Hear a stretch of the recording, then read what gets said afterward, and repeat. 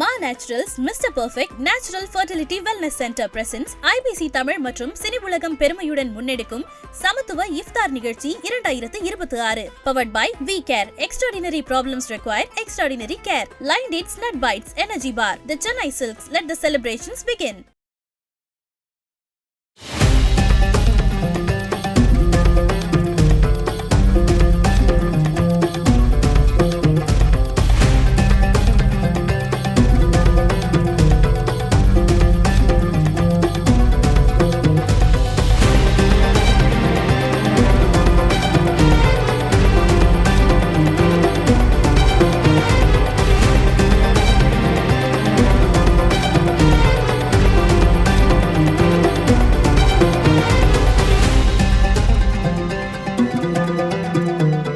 தமிழ் சமூகத்தினுடைய, தமிழ் நலத்தினுடைய, தமிழ் கலாச்சாரத்தினுடைய மையச்சரடு அப்படிங்கிறது பொறையுடைமை. யாதும் ஊரே யாவரும் கேளீர் காலம் தொடங்கி ஒவ்வொரு காலகட்டத்திலையும் நம்ம ஒரு ஏற்றத்தாழ்வு இல்லாத ஒரு சமூகமாக தான் இருந்திருக்கிறோம். ஒரு சமய பொறையுடைமை எல்லா காலகட்டத்திலையுமே நமக்கு இருந்திருக்கு. நம்முடைய முன்னோர்கள் நமக்கு அப்படியான வழியை தான் காட்டியிருக்கிறாங்க. அதுக்கு சில உதாரணங்களுமே நம்ம வரலாற்றுல இருந்து சொல்ல முடியும். தமிழ்நாட்டில் கன்னியாகுமரி மாவட்டத்தில் மண்டைக்காடு கலவரத்திற்கு பிறகு அங்கே ஒரு பெரிய சமூக அமைதியின்மை ஏற்பட்டது. கிறிஸ்தவர்கள் பிடிச்சிட்டு வர்ற மீன்களை நாங்கள் வாங்க மாட்டோம் அப்படின்னு சொல்லிட்டு இந்துக்கள் சொன்னப்போ குன்றக்குடி அடிகளார் ஒரு சைவ மடத்தினுடைய தலைவராக இருந்தவர். அவர் தன்னுடைய தோள்களில் மீன்களை சுமந்துட்டு இந்துக்கள் இருக்கிற பகுதிகளுக்கு எடுத்துட்டு போனார். அதே மாதிரி நம்ம மதுரை ஆதீன மடத்தினுடைய 292வது குருமகா சன்னிதானம் அருணகிரிநாதர் சிவன் முன்னாடி உட்கார்ந்து இஸ்லாமிய பாடல்களை பாடின அந்த வரலாற்றுக்கு சொந்தக்காரர். நம்முடைய வரலாறு அப்படியான ஒரு பொறையுடைமை உடைய சூழ்ந்த ஒரு வரலாறாக தான் இருந்தது. அதனுடைய நீட்சியாக தான் நம்ம இந்த சமத்துவ இஃப்தார் நிகழ்ச்சியை முன்னெடுத்திருக்கிறோம். இந்த நிகழ்ச்சிக்கு வந்திருக்கிற அரசியல் கட்சி தலைவர்கள், எங்களுடைய ஸ்பான்சர்ஸ் எல்லோரையுமே வருக வருக அப்படின்னு வரவேற்கிறோம். அதே மாதிரி இந்த விஷயங்கள்லாம் நான் சொல்றதை விட பல மேடைகளில் இது அடிக்கடி பேசினவர், தமிழ் வரலாற்றில் தமிழ் கலாச்சாரத்தின் மேலே ஒரு ஆழமான ஞானமுடைய சொல்லின் செல்வர் நாஞ்சில் சம்பத் முதல்ல பேசி இந்த நிகழ்ச்சியை தொடங்கி வைப்பார். நாஞ்சில் சம்பத் அவர்களை மேடைக்கு அழைக்கிறேன். ஐபிசி தமிழ் சமத்துவ இஃப்தாருக்கு வருகை தந்திருக்கின்ற உங்கள் அனைவருக்கும் என்னுடைய சலாத்தை தெரிவித்துக் கொள்வதில் மகிழ்ச்சி அடைகின்றேன். கண்ணியத்திற்குரிய செல்வத்தம்பி ஜெயலானிக்கு என்னை ஒரு பொருட்டாக கருதி அழைத்ததற்காக அவருக்கும் நன்றி தெரிவித்துக் கொள்கிறேன். இஃப்தார் விருந்து என்பது ஜெயலானி சுட்டி காட்டியதைப் போல சமய சகிப்புத்தன்மையும் சமூக நல்லிணக்கத்தையும் நிலைநாட்டுவதற்கு தமிழகத்தில் பயன்படுத்தப்பட்டது. தமிழகம் அதனால் பண்பட்டது. சமய பொறை ஒவ்வொரு தமிழனும் பின்பற்ற வேண்டிய முறை. திக்கெல்லாம் புகழுகிற திருநெல்வேலி சீமையில் காந்திமதி அம்பாள் சன்னிதானத்தில் சுயமரியாதை இயக்கத்தின் தாய் என்று நாடு போற்றுகிற தமிழ்த்தென்றல் திருவிக அவர்கள் திருக்கோவிலுக்குள்ளே நின்ற சீர் நெடுமாறன் அரங்கில் உரையாற்றி கொண்டிருந்தார்கள். என்னுடைய நண்பன் திருநெல்வேலிக்கு வந்திருக்கிறான், அவன் உரை கேட்கப் போகிறேன் என்று எங்கள் மாவட்டத்தில் கோட்டாரிலிருந்து சதாவதானி செய்குத்தம்பி பாவலர் திருநெல்வேலிக்கு சென்றார். அவரை காந்திமதி அம்பாள் சன்னிதானத்துக்குள்ளே அன்றைக்கு அனுமதிக்கவில்லை. நீ ஒரு இஸ்லாமானவன், இந்த கோவிலுக்குள் வரக்கூடாதென்று சதாவதானி செய்குத்தம்பியை அனுமதிக்கவில்லை. அவர் நிராகரிக்கப்பட்டார் என்ற செய்தி மேடையில் இருந்து திருவிக்காவுக்கு கிடைத்தவுடனே துண்டை உதறி தோளில் போட்டுவிட்டு, என்னுடைய நண்பன் சதாவதானி செய்குத்தம்பி பாவலருக்கு இங்கே இடமில்லை என்றால் இந்த இடம் எனக்கும் தேவையில்லை என்று மேடையில் இருந்து கீழே இறங்கி விடைபெற்று போய்விட்டார். காலம் தோலுரித்தது. அதே காந்திமதி அம்பாள் திருக்கோவிலில் நெல்லையப்பர் சன்னிதானத்தில் நின்ற சீர் நெடுமாறன் அரங்கில் சைவ சித்தாந்தமும் இஸ்லாமும் என்ற தலைப்பில் சதாவதானி செய்குத்தம்பி பாவலர் பேசினார் என்பதுதான் தமிழ்நாட்டின் வரலாறு. வள்ளலாரனுடைய அருட்பாவை மருட்பா என்று சொன்னவர் யாழ்ப்பாணத்து ஆறுமுக நாவலர். அந்த யாழ்ப்பாணத்து ஆறுமுக நாவலர் திருவருட்பாவை மருட்பா என்று சொன்னதற்கு பிறகு அதை அருட்பா என்று இந்த மண்ணில் நிறுவியதும் சதாவதானி செய்குத்தம்பி பாவலர் தான். ஆகவே இஸ்லாத்துக்கும் இன்பத் தமிழகத்திற்கும் இரத்தமும் சதையுமான ஒரு உறவு இருந்து வந்திருக்கிறது. இந்த உறவை சிதைப்பதற்கும் இந்த உறவை துண்டிப்பதற்கும் சில பேர் ஆசைப்படுகிறார்கள். ஆனால் அதை புதுப்பிக்க வேண்டிய கடமை சிந்திக்கிறவர்களுக்கு மட்டுமல்ல, ஐபிசி போன்ற ஊடகங்களுக்கும் அந்த பொறுப்பு இருக்கிறதை உணர்ந்து கொண்டு இந்த இப்தார் விருந்தை இங்கே ஏற்பாடு செய்திருக்கிறார்கள். இப்தாரிலே நோன்பு திறக்கிற நிகழ்ச்சி என்கிற பெயரில் பல தலைவர்கள் இஸ்லாத்தினுடைய அருமை பெருமைகளை தமிழ்நாட்டு மக்களுக்கு சொல்லி தந்தார்கள். அறிஞர் பெருந்தகை அண்ணாவும், அண்ணாவை ஆளாக்கி பார்த்த தந்தை பெரியாரும் இன்பத் தமிழகத்தில் எத்தனையோ இப்தார் விருந்துகளில் கலந்து கொண்டு சமய நல்லிணக்கம் இருந்தால்தான் சந்தன தமிழகம் மணக்கும் என்று அவர்கள் திரும்ப திரும்ப வலியுறுத்தி இருக்கிறார்கள். ஆகவே சமயத்தின் பேராலும் சமூகத்தின் பேராலும் எந்த விதமான ஒரு சொட்டு இரத்தம் கூட சிந்தப்படக்கூடாது என்பதில் நாம் இன்னும் கவனமாக இருக்க வேண்டியவர்களாக இருக்கிறோம். ஒரு மிலேச்சத்தனமான ஒரு கலாச்சார பாசிசம் இந்த மண்ணில் கால் ஊன்றுவதற்கு எத்தனிக்கிறது என்பதை விட கால் ஊன்றிவிட்டதாகவே பல பேர் கவலைப்படுகிறார்கள்.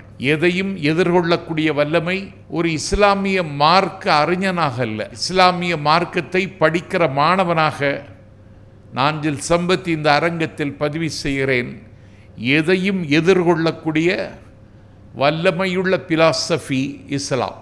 இன்றைக்கு பச்சை பிறைக்கொடி பட்டொளி வீசி பறக்கிற மண்ணில் எல்லாம் இன்றைக்கு இஸ்லாமானவர்கள் இன்றைக்கு அச்சத்தின் மடியில் உறைந்திருக்கிறார். அறிஞர் அண்ணா முதலமைச்சராக இருக்கிறார். நாவுக்கரசர் நாஞ்சிலார் அன்றைக்கு நாடாளுமன்ற உறுப்பினர். 8ஆம் தேதி சென்னையிலிருந்து விமானத்தில் புறப்பட்டு 9ஆம் தேதி டெல்லி சென்று சேர்ந்த நாஞ்சிலார் 10ஆம் தேதி திரும்பவும் சென்னைக்கு வருகிறார். நுங்கம்பாக்கம் அண்ணா குடியிருந்த வீட்டில் நாஞ்சிலாரும் பன்மொழிப்புலவர் லத்தீப் சாஹிப் அவர்களும் நுங்கம்பாக்கம் அண்ணாவின் வீட்டு வாசலில் வந்து காலையில் நிற்கிறார்கள். அண்ணா நுங்கம்பாக்கம் வீட்டு கொல்லையில் இருக்கிற கிணற்றில் தண்ணீரை தானே மொண்டு தலையில் விட்டுக்கொண்டு குளித்து முடித்துவிட்டு டவல் எடுத்து தலையை துடைத்தவாறு வீட்டுக்குள் வருகிறார். வீட்டுக்குள் வருகிற பொழுது நாஞ்சிலார் நிற்கிறார், பன்மொழிப்புலவர் லத்தீப் சாஹிப் அவர்கள் நிற்கிறார்கள். அண்ணாவினுடைய கண்கள் சிவந்து விட்டன. ஒரு சிக்கனமான அரசியலை அன்றைக்கு நாடு பார்த்த காலம். நேற்று முன்தினம்தானே டெல்லி சென்றாய், இன்றைக்கு இதற்கு திரும்ப வந்தாய் என்று அண்ணா கோபத்துடன் கேட்டார் நாஞ்சிலாரிடம். நாஞ்சிலார் சொன்னார், ஒன்றுமில்லை, இஸ்ரேலுக்கு தூதுக்குழு இந்திய அரசாங்கத்தின் சார்பில் செல்லுகிறது. அதிலே திராவிட முன்னேற்ற கழகத்தின் சார்பில் யார் செல்ல விரும்புகிறீர்கள், யாரை அனுமதிப்பது என்று இந்திரா காந்தி என்னிடத்தில் கேட்டார். நான் சொல்ல முடியாது, அண்ணாவிடத்தில் கேட்டுத்தான் சொல்ல வேண்டும் என்று.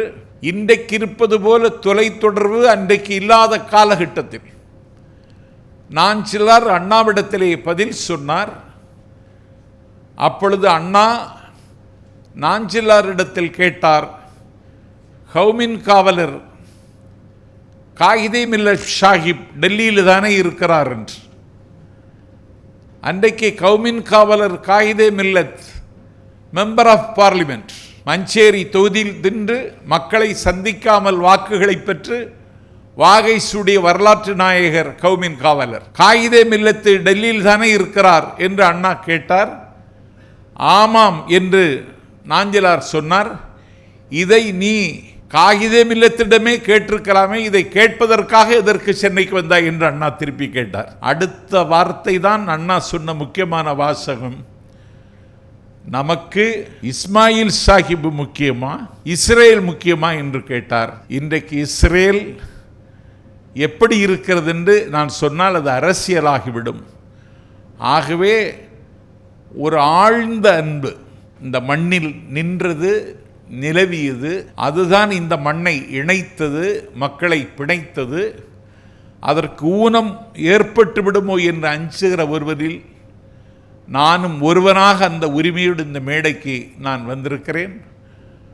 ஆகவே இப்தார் நோன்பு திறக்கிற நிகழ்ச்சி வான்புகள் வள்ளுவன் மண் செழிக்க மழை பொழிவது போல மனித மனம் செழிக்க பாடிய வள்ளுவன் அன்றைக்கே சொன்னான், இலர் பலர் ஆகிய காரணம். நோற்றவர் சிலர் நோலாதவர் பலர் என்றான். இல்லாமல் இருக்கிறவர்கள் அதிகமாக இருக்கிறார்கள், இருப்பவர்கள் குறைவாக இருக்கிறார்கள். இலர் பலர் ஆகிய காரணம் என்ன என்று வள்ளுவரிடத்தில் கேட்ட பொழுது, நோற்றவர் சிலர் நோலாதவர் பலர் என்று வள்ளுவர் பதில் சொன்னார். அதைத்தான் இஸ்லாம் தன்னுடைய கடமையாக 5 கடமைகளில் ஒன்றாக வற்புறுத்துகிறது.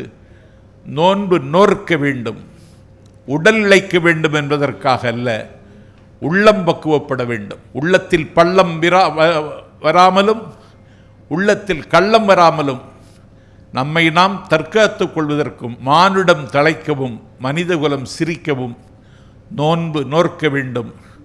நோன்பை தொடர்ந்து நோற்பதன் மூலம் உடலுக்கு மட்டுமல்ல, உள்ளத்துக்கு மட்டுமல்ல, உலகத்துக்கும் அமைதி கிடைக்கும். அந்த சாந்தியும் சமாதானமும் எல்லோருக்கும் சித்திக்க இந்த நோன்பு திறப்பு விழாவில் என்னுடைய கருத்தை பதிவு செய்து வாய்ப்பை தந்த ஐபிசி தமிழுக்கு நன்றி சொல்லி விருப்பமில்லாமல் விடைபெறுகிறேன். அஸ்ஸலாமு அலைக்கும். அரசியலாயிடும்னு எல்லா அரசியலையும் பேசிட்டீங்க. நாஜிர் சம்பத் அவர்களுக்கு மரியாதை செய்வதற்காக மாநேச்சுரல்ஸுடைய ஃபவுண்டர் MD மிஸ்டர் ஷேக் மீரான், ஐபிசி தமிழிலிருந்து திரு காஜா இருவரையும் வந்து மேடைக்கு அழைக்கிறோம்.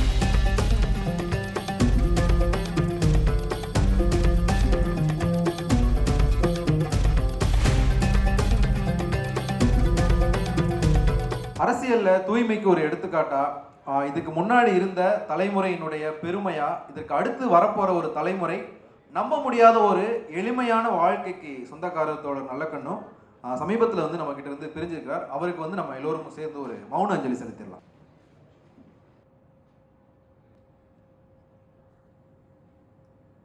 அடுத்ததா இந்த மேடைக்கு வரப்போறவர் நம்ம எல்லோருக்கும் வந்து இசையமைப்பாளர் அல்லா ரக்கா ரஹ்மான தெரியும். திலீப் அப்படிங்கிறவருடைய பேரை வந்து AR ரஹ்மான் மாத்தினது யாரு அப்படிங்கிற அந்த விஷயம் வந்து நம்ம நிறைய பேருக்கு தெரியாம இருக்கலாம். அந்த பேரை கொடுத்தவர் தான் வந்து இப்போ நம்ம மேடைக்கு கூப்பிட போறோம். ஐயா திரு ஓ உலகநாதன் அவர்களை வந்து மேடைக்கு அழைக்கிறோம். நோம்பு என்று சொல்வதனுடைய பொருள், நோம்பு இருப்பது எவ்வளவுக்கு நாம் நோம்பு இருக்கிறோமோ அந்த 30 நாள் ரமலான் மாதத்தில் இறைவனை அணுகிறோம், அவர் பாதாள சரண் அடைகிறோம் என்ற அர்த்தம். இறைவனிடம் நெருங்குவதற்கு ஒரு வழிகாட்டுதலாகத்தான் இந்த நோன்பை வைத்தார்கள். இதை சுருக்கமாக சொன்னால் பசித்திரு, தனித்திரு, விழித்திரு என்று சொன்னார்கள். பசித்திரு, தனித்திரு, விழித்திரு என்றால் பாதாவி.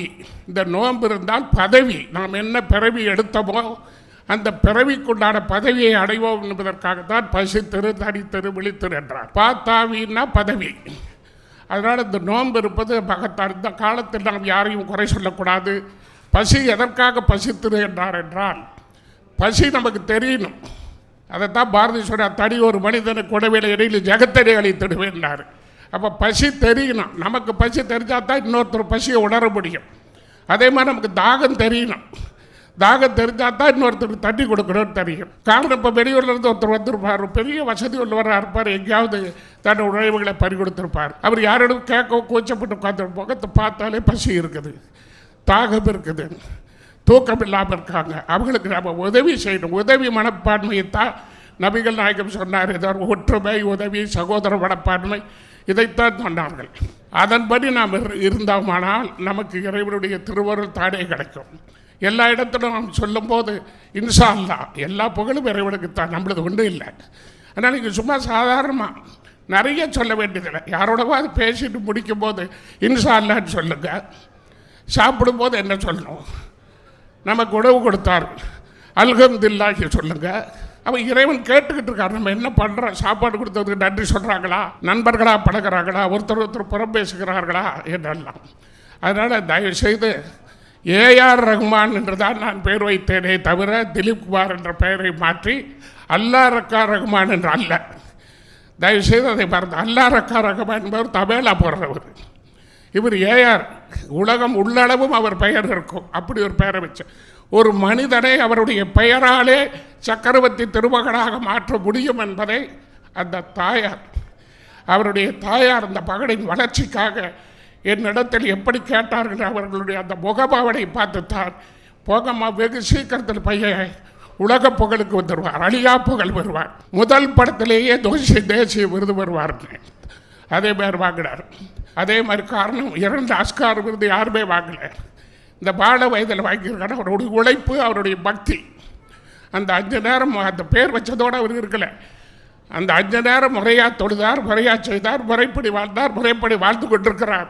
அதனால் தான் நல்லா அவருக்கு நல்ல வாழ்வையும் நல்ல புகழையும் அழியா புகழையும் கொடுத்துருக்கார். எவ்வளவோ பேர் முயன்று கூட அவர் புகழை அளிக்க முடியல. அதனால் ஒன்று தெரிஞ்சுங்க, ஒரு பெயர் ஒரு மனிதனை வாழ வைத்து விடும் என்பதை சான்று சொல்வதற்காக பெயர் வைத்தேன். இந்த விழாவில் என்னையும் அழைத்தமைக்கு நான் ஐபிசி தமிழ் சேனலுக்கும் இங்கு கூடியிருக்கின்ற அத்தனை சகோதர உள்ளங்களையும் பணிவுடன் சிறந்தாழ்த்தி வணங்கி விடைபெறுகிறேன். வணக்கம். ஐயா ஓம் உலகநாதன் அவர்களுக்கு மரியாதை செய்வதற்காக ஐபிசி தமிழினுடைய CEO திரு பாலசுரேஷ் அவர்களையும் மா நேச்சுரல்ஸினுடைய ஃபவுண்டர் MD திரு ஷேக் மீரான் அவர்களையும் மேடைக்கு அழைக்கிறோம்.